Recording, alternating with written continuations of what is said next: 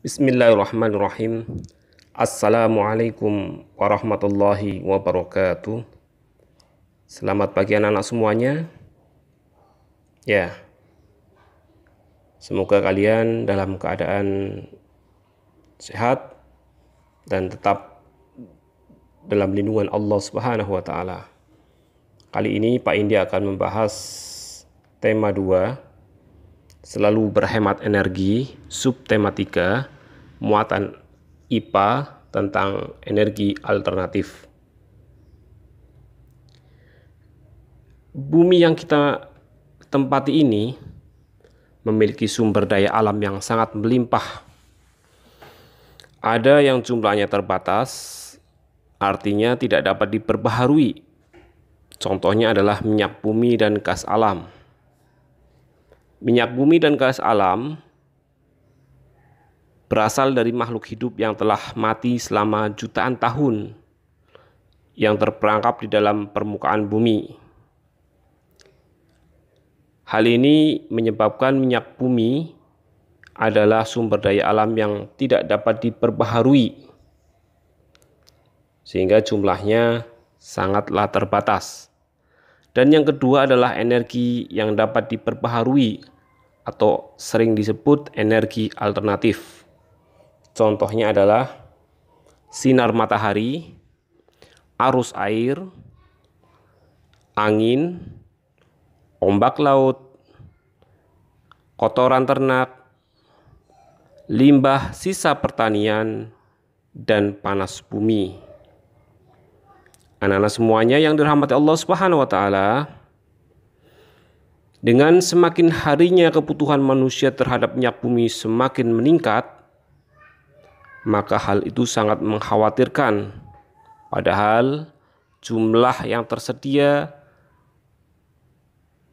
berkenaan dengan minyak bumi sangatlah terbatas.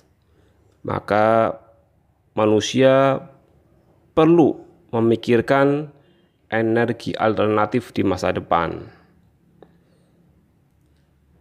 Energi alternatif adalah energi yang berasal dari alam, yang ramah lingkungan dan jumlahnya tak terbatas.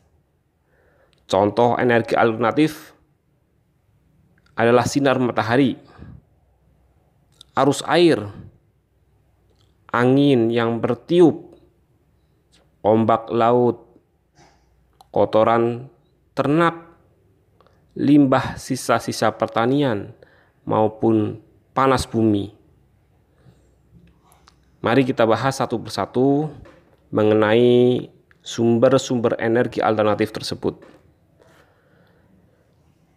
Sinar matahari dapat dimanfaatkan sebagai sumber pembangkit listrik tenaga surya atau PLTS yang terdiri dari panel-panel. Pada pertemuan kemarin kita bahas mengenai pemanfaatan matahari sebagai sumber energi. Yang kedua adalah energi alternatif yang berasal dari arus air sungai yang dibendung, kemudian digunakan untuk pembangkit listrik tenaga air atau PLTA. Yang ketiga adalah gas metana, yaitu limbah kotoran hewan yang digunakan sebagai sumber energi atau bahan bakar.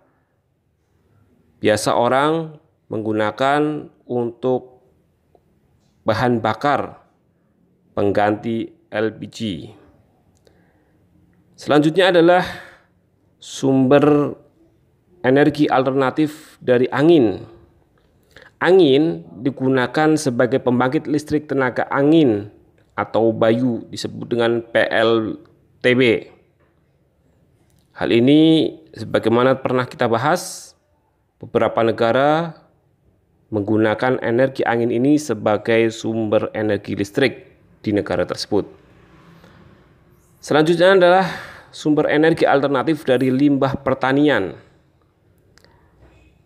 yang kemudian digunakan untuk pembangkit listrik tenaga biomasa. Dan yang lainnya adalah panas bumi yang digunakan untuk pembangkit listrik tenaga panas bumi. Hal ini memiliki jumlah yang tidak terbatas karena dari alam.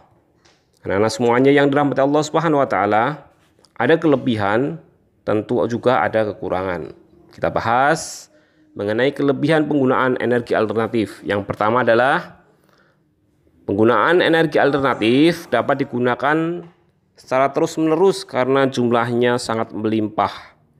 Yang kedua adalah ramah lingkungan, dan yang ketiga memiliki potensi energi yang besar jika digunakan secara maksimal. Namun ada juga kekurangan dalam penggunaan energi alternatif. Yang pertama adalah diperlukan biaya yang besar dalam membangun sarana dan pemanfaatan energi alternatif.